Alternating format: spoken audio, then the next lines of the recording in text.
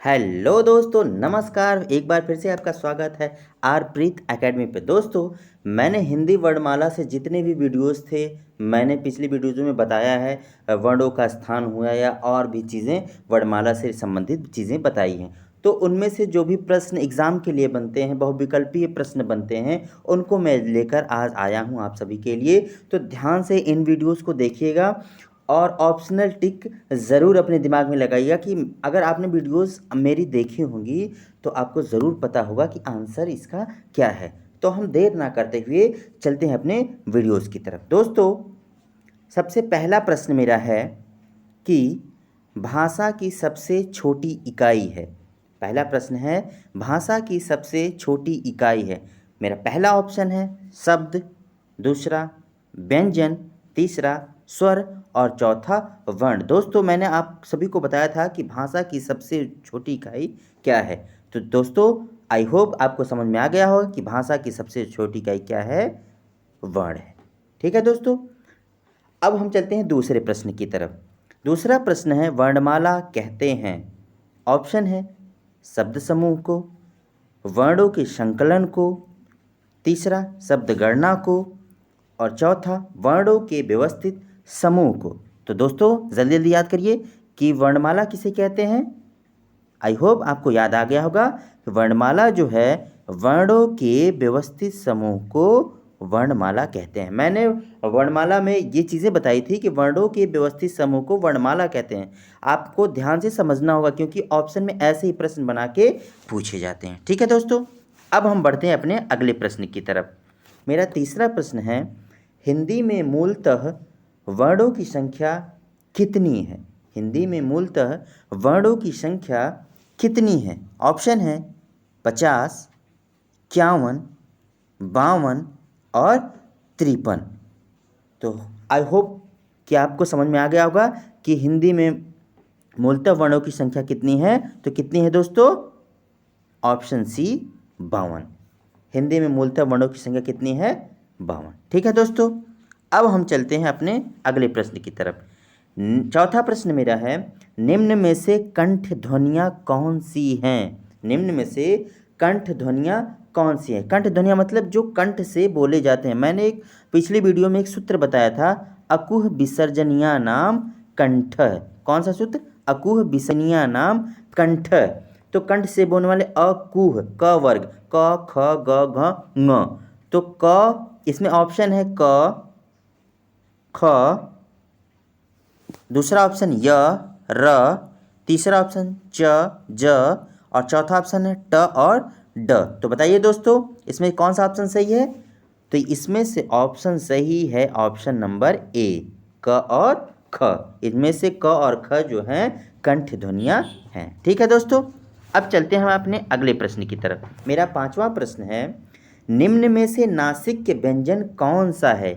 नासिक, नासिक के मतलब जो नाक से बोले जाते हैं। मैंने बताया था पंचमाक्षर ङ, ये पंचमाक्षर में से एक वर्ण है।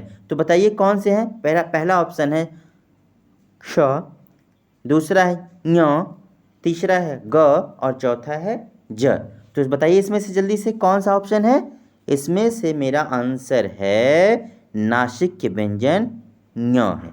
ठीक है दोस्तों, आई होप आपको अच्छे से समझ में आ रहा होगा। ठीक, अब चलते हैं हम अगले प्रश्न की तरफ। छठवां मेरा प्रश्न है, ए और ए वर्ण क्या कहलाते हैं। ए और ए वर्ण क्या कहलाते हैं। पहला ऑप्शन है नासिक, दूसरा मूर्धन्य, तीसरा ओष्ठ और चौथा है कंठ तालव्य। तो बताइए जल्दी से दोस्तों कि ए और ए वर्ण क्या कहलाते हैं। मैंने पिछली वीडियोज में भी आपको सब अच्छे से बताया है। आई होप आपको समझ में आया। अब मेरा आंसर होगा डी, कंठ और तालव्य। ए और ए जो वर्ण है वो कंठ और तालव्य हैं। ठीक है, फिर चलते हैं हम अगले प्रश्न की तरफ। मेरा सातवां प्रश्न है, हिंदी वर्णमाला में अयोगवाह वर्ण कौन से है। हिंदी वर्णमाला में अयोगवाह वर्ण कौन से है। अयोगवाह मैंने दो ही वर्ण को बताया था, जल्दी से याद करिए दोस्तों, समझ में आ गया होगा आपको। अयोगवाह वर्ण कौन कौन से है। तो पहला देखिए, इसमें से अ, आ, दूसरा है ई, तीसरा है ऊ, चौथा है अंग और औह। तो इसमें से अयोगवाह मैंने दोस्तों बताया था, दो ही वर्ण हैं, इनको ध्यान से याद रखिएगा, अंग और अह। ये दोनों वर्ण कौन से हैं? अयोगवाह वर्ण कहे जाते हैं। ठीक है, अब हम चलते हैं अगले प्रश्न की तरफ। मेरा अगला प्रश्न है श और ह कौन से व्यंजन कहलाते हैं? ऑप्शन है प्रकंपी, स्पर्शी, संघर्षी और स्पर्श संघर्षी। तो बताइए इनमें से कौन सा ऑप्शन सही है?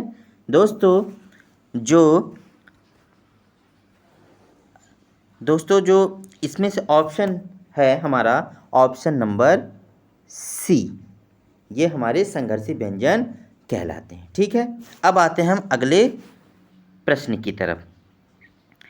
9वां प्रश्न मेरा है छ को हम छ नहीं बोलेंगे, बोले श जो है ध्वनि किसके अंतर्गत आती है? पहला है मूल स्वर, दूसरा है घोष वर्ण, तीसरा है संयुक्त वर्ण और चौथा है तालव्य। तो इसमें से मेरा आंसर है आंसर नंबर सी, संयुक्त वर्ण। मैंने बताया था क, श, ये सारे वर्ण जो हैं कौन से वर्ण कहलाते हैं? संयुक्त वर्ण कहलाते हैं। ठीक है, फिर हम चलते हैं 10वें प्रश्न पे। ज्ञ वर्ण किन वर्णों के संयोग से बना है? जो ज्ञ वर्ण है वह किन वर्णों के संयोग से बना है? पहला है ज और इय से, दूसरा है ज पे हलंत और इय, तीसरा है ज प्लस अ, चौथा है ज प्लस न्य। तो मैंने बताया था जो ज्ञ वर्ण है ज के नीचे हलंत प्लस इय, ञ, इन वर्णों के संयोग से ज्ञ वर्ण बनता है। तो इस तरह से हमारा ऑप्शन नंबर बी क्या हो जाएगा? सही हो जाएगा। कौन सा ऑप्शन? Option number B. देख लेते हैं दोस्तों ऑप्शन नंबर बी को। एक मिनट, ऑप्शन नंबर बी, ये हमारा आंसर सही हो जाएगा, ऑप्शन नंबर बी। ठीक है, अब हम चलते हैं अगले प्रश्न की तरफ अपने। जो 11वां प्रश्न है मेरा वो है घ का उच्चारण स्थान कौन सा है? पहला है मूर्धा, दूसरा है कंठ, तीसरा है तालु और चौथा है दंत। मैंने घ का उच्चारण स्थान, तो घ का उच्चारण के लिए मैंने बोला है अकुह विसर्जनिया नाम कंठ। अ और क के सारे वर्ण क, ख, ग, घ, ये सारे वर्ण किससे बोले जाते हैं? कंठ से। तो आपको आंसर पता चल गया होगा, इसका आंसर क्या है? कंठ। ठीक है दोस्तों, अब हम चलते हैं अपने अगले प्रश्न की तरफ। अब मेरा 12वां प्रश्न है, इनमें से संयुक्त व्यंजन कौन सा है? संयुक्त मतलब जो दो व्यंजनों के संयोग से बने होते हैं उन्हें क्या कहते हैं? संयुक्त व्यंजन। जैसे पहला है ढ, दूसरा ऑप्शन ज्ञ, तीसरा है ड और चौथा है द्विगुणी व्यंजन ड। इनमें से चारों ऑप्शन में से एक आंसर सही है। तो बताइए जल्दी से संयुक्त व्यंजन कौन से है? संयुक्त व्यंजन मैंने बताया दो व्यंजनों से जो मिलकर बने होते हैं। तो दो व्यंजनों से एक ही वर्ण इसमें मिलकर बना है, कौन सा? ज्ञ। अभी मैंने पिछली वीडियो में बताया, तो इसका आंसर कौन सा हो जाएगा? ज्ञ। ठीक है, फिर हम चलते हैं अपने अगले प्रश्न की तरफ। 13वां जो प्रश्न है श वर्ण किसके योग से बना है? ये भी संयुक्त व्यंजन का ही प्रश्न है। तो जो श वर्ण है वो मैंने बताया था कि क और श के संयोग से बना है, क और श। लेकिन ध्यान रखना कि क पे क्या करना है आपको? हलंत लगाने हैं। ठीक है, तो इस तरह से हमारा आंसर नंबर कौन सा सही हो जाएगा? ए, ये हमारा क्या होगा? संयुक्त व्यंजन है। ठीक है, अब हम चलते हैं अपने अगले प्रश्न की तरफ, जो मेरा 14वां प्रश्न है। हिंदी वर्णमाला में कुल स्वरों की संख्या। ये तो बहुत ही आसान प्रश्न है दोस्तों। हिंदी वर्णमाला मैंने कई बार इसकी चर्चा की है कि हिंदी वर्णमाला में कुल स्वरों की संख्या कितनी है? तो वो कितनी है? 11। कितनी है? 11।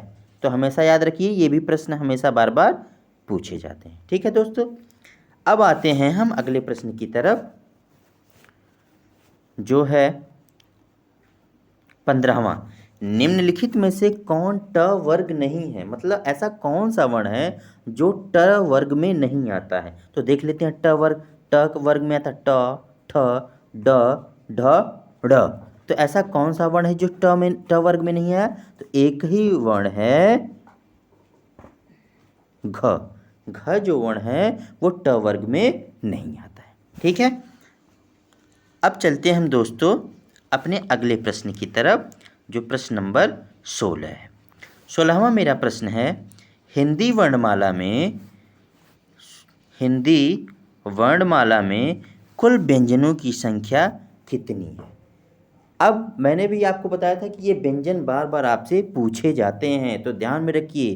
पहला ऑप्शन है 32, दूसरा है 34, तीसरा है 33 और चौथा है 36। तो बस इतना ध्यान रखिएगा कि हिंदी वर्णमाला में व्यंजनों की संख्या कितनी होती है, 33 है। कितनी है, 33, 33। ये हमेशा दोस्तों याद रखिएगा, क्योंकि ये हमेशा प्रश्न पूछे जाते हैं। ठीक, अब आते हैं छ, जो छतरी वाला छ होता है, ध्वनि का उच्चारण स्थान है। मैंने पिछले वीडियो में ही बता दिया है कि इचु यसा नाम तालु, इचु यसा नाम तालु, मतलब च वर्ग के जितने भी वर्ण है वो तालु से बोले जाएंगे। तो च छ, उसमें छ भी आता है, तो ये कौन से वर्ण है, ये तालव्य वर्ण है। कौन से वर्ण है, तालव्य वर्ण। ठीक है, अब आते हैं हम अपने अगले प्रश्न में, जो कि प्रश्न नंबर 18 है। क्या है, निम्न में से कौन एक संयुक्त व्यंजन नहीं है। इनमें से कौन सा एक वर्ण है जो संयुक्त व्यंजन नहीं है। पहला है श, दूसरा है स, तीसरा है त्र और चौथा है ज्ञा। तो जल्दी जल्दी बताइए कि कौन सा वर्ण इसमें से तालव्य संयुक्त व्यंजन नहीं है। तो ये जो छ है ये भी बना है, संयुक्त व्यंजन है। त है, त्र है जो ये त और र से बना है। ज्ञ जो है वो भी बना है ज और इ से। तो एक ऐसा वर्ण यही है श, जो ये किसी योग से नहीं बना है, तो इसको संयुक्त व्यंजन हम नहीं कहेंगे। ठीक है, अब हम आते हैं अपने अगले प्रश्न पे, जो है 19 नंबर का।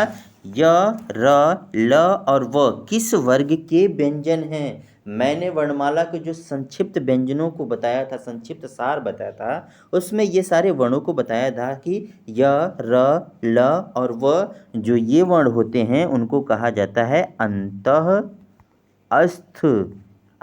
अस्थ व्यंजन। तो ठीक है, तो ये कौन से वर्ण है, अंतः अस्थ व्यंजन। ठीक है दोस्तों, आई होप आपको अच्छे से समझ आ रहा होगा। ठीक, अब हम चलते हैं अपने अगले और आखिरी प्रश्न पे, जो सबसे ही महत्वपूर्ण प्रश्न बनता है। अनुनासिक व्यंजन कौन से होते हैं। अनुनासिक का, सबसे पहले अनुनासिक जान लीजिए कि जो अनुनासिक व्यंजन है वो नाक से बोले जाते हैं, जिन्हें पंचमाक्षर भी कहा जाता है। पंचमाक्षर व्यंजन भी कहा जाता है। जैसे क वर्ग के लास्ट का अक्षर, ऐसे करके 5 जो स्पर्श व्यंजनों के सबसे लास्ट के व्यंजन हैं, 5 अक्षर, वो पंचमाक्षर कहे जाते हैं। और इनका उच्चारण हम नाक के द्वारा करते हैं, इसलिए इनको अनुनासिक व्यंजन कहते हैं। तो मैंने बताया वर्ग का 5वां अक्षर, तो ये आंसर आपका वर्ग का 5वां अक्षर। ठीक है, आई होप आपको मेरी वीडियोज़ अच्छी लगी होगी, पसंद आई होगी। तो थैंक्स, आप मेरे वीडियोज़ को ज़रूर लाइक करिएगा, सब्सक्राइब करिएगा, ताकि और लोगों को भी, जो भी जिनकी ज़रूरत है, उनको इनका लाभ मिलता रहे। तो थैंक्स फॉर वॉचिंग आरप्रीत एकेडमी।